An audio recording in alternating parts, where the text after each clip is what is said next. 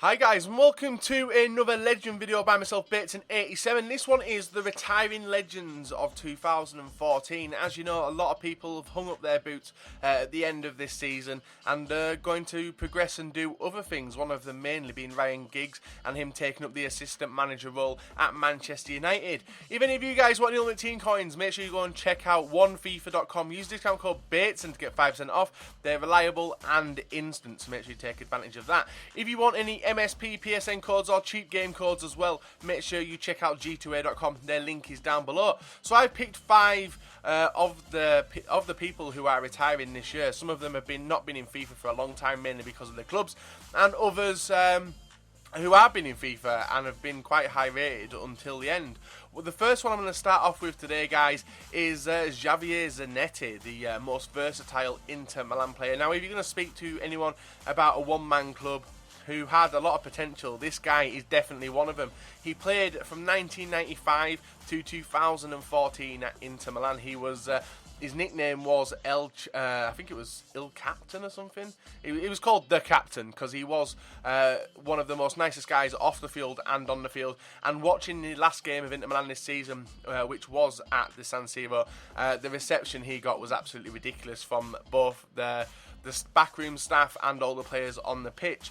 Now, Zanetti is Argentinian. All the graphics as well, guys, if you're going to check them out, are done by @dailyrender. Make sure you go and check him out. The graphics he does is fucking awesome. And the reason I did this was because I saw one of his Giggs ones, which we are going to use in this. So, the games he played for Inter Milan, 615 games, only scoring 12 goals. But throughout FIFA, he has been a right back, a defensive midfielder, and the latest position this year is a right midfield. He is so versatile. And if you look at his statistics of all the stuff he did get throughout the years, all his awards and stuff, he got, I can't remember the word now, he's got 5 Serie A titles, 4 Coppa Italia Cups medals, he's got 1 Champions League as well, a UEFA Cup and a FIFA World Club Cup. There's also the Super Coppa Italiano, which he won 4 of them. So that's why I chose Javier Zanetti. I'm now going to go on to the next 4 and discuss them. The next one being Ryan Giggs. So Ryan Giggs, another one-man club. He played all of his senior and youth career. Well, actually, he played his senior career at Manchester United, playing 672 appearances and 114 goals in that. One of the most memorable ones that I remember was against Arsenal in the FA Cup, where he skinned all the team and then lashed it over Seaman to put them through in the FA Cup, I do believe. His youth career, though, he spent 2 years at Manchester City before 1987, which was the year I was born. He did move to the Manchester United youth system, and obviously he became what he is now. At the end of this season, he was the interim manager at Manchester United after David Moyes was controversially got rid of. And now he's taken up the assistant manager role with Van Gaal as well. So it's going to be a nice blossoming career into management. Now, also, guys, let me know what you think of what these players are going to go and do in the future. We all know Giggs' plans. Zanetti's. Who knows what's going to happen with Zanetti? But Ryan Giggs definitely also ignore the statistics are based on stuff. I don't look into statistics that much. I just like the graphics of the players, and that's why I picked the 5 players which I have. With Ryan Giggs, though, he did have a controversial personal life with shagging his shagging his brother's missus, I think it was, something like that, something crazy. But if you look at the honours he walked away with, these are crazy. 13 league titles, Premier League titles, 4 FA Cups, 3 League Cups, 9 Community Shields, 2 Champions Leagues, 1 Super Cup, 1 Intercontinental Cup, and 1 FIFA Club World Cup. Now, these cards, I hopefully will be seeing them in FIFA over the next couple of years, because the Legends thing is a major part of the game on Xbox. So I really hope it does come to PlayStation as well. With the individual awards, it goes on forever. He is a brilliant player. He was brilliant on the field. Whether you hated Manchester United or not, he was definitely one of the players which a lot of the young players did look up to, especially when I was growing up. Giggs and his sponsor of Reebok and wearing his boots and stuff, it was nice. So there we are, that's Ryan Giggs. Let's move on to the next one. So we are back, guys. This is Rivaldo. Rivaldo being the Brazilian maestro, last seen in FIFA 12. I did actually go and try and get a game face of him, but it looked absolutely nothing like him. His last team he did play for before retiring at the age of 40 41-42 was Mogi Mirim. No idea who that team is. He did have a few spells in and around Greece with Athens, Olympiacos, but everyone will remember him playing for Barcelona. 157 appearances with 86 goals, and he made a brief appearance at Milan as well, playing 22 and scoring 5. Before joining Deportivo La Coruña, I think I've said that correctly, he did play for Palmeiras in the Brazilian league, and that's where he started his career from. But he was successful all the way throughout his career with Barca, with Brazil themselves. In Brazil, he made 74 appearances and 34 goals over between 1993 and 2003, so a nice stint over a 10-year period. The honours he got was a Brazilian Serie A, one of them, a UEFA Super Cup with Barcelona, Spanish La Liga twice, Copa del Rey once. With Milan, he actually won the Champions League as well in 2003, and his individual honours are absolutely crazy, including a Ballon d'Or and FIFA World Player of the Year in 1999. That's when he won most of his awards.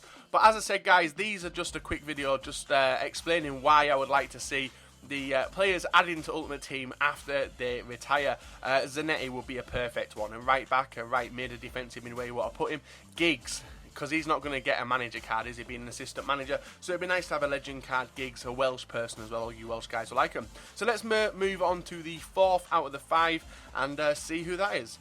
The next one is Deco. A lot of people will remember him, especially the UK-based people remember him at his stint at Chelsea, making 43 appearances and scoring 5 goals. But his main 2 stints in his career were with Porto, with 154 appearances, 32 goals, and Barcelona with 113 appearances and 12 goals as well. He was a little maestro player. I loved watching him back at Chelsea and Barca. I didn't really know much about him at Porto.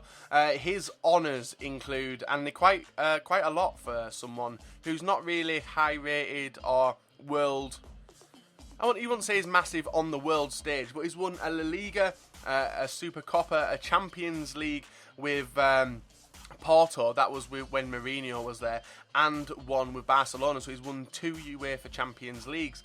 With Chelsea, he won the title, the FA Cup, and the Community Shield, and then he won UEFA Club Footballer of the Year in 2004. So that was a nice year for him. So with Deco, he did actually retire earlier on in the season. I think he was in August he actually did retire, and his last club he did play for was Fluminense. The last FIFA he was in was, I don't think he was in FIFA 13, I think the last Ultimate Team he was in was FIFA 12, along with Rivaldo. But he's retired. His Maestro card will be absolutely awesome, in the cam position as well, linking up with the likes of Rui Costa and Rui Costa, Ronaldo, Pauletta. It would be a nice addition to the legend pool. And my final one is going to be coming now, guys. And the final one is Alessandro Nesta. You all will remember him at Milan. That was his main club, along with Lazio, actually. He played for Lazio between 1993 and 2002 before moving to Milan. He did stay in the Serie A for a long time. It was like,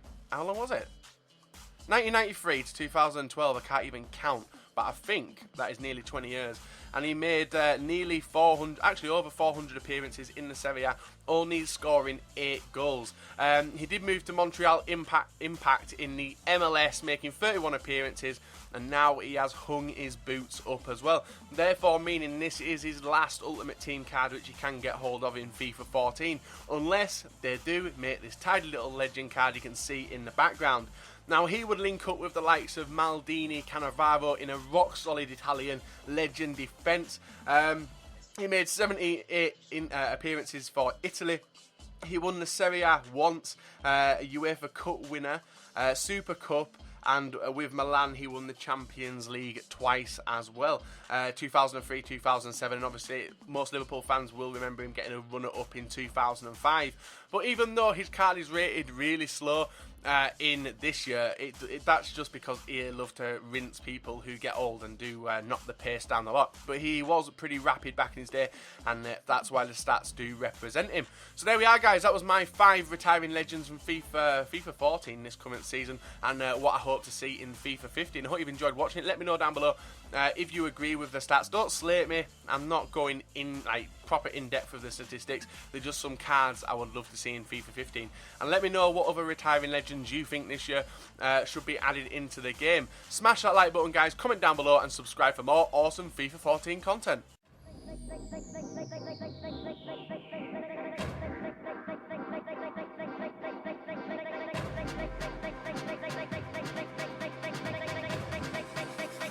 Mostra até onde você vai.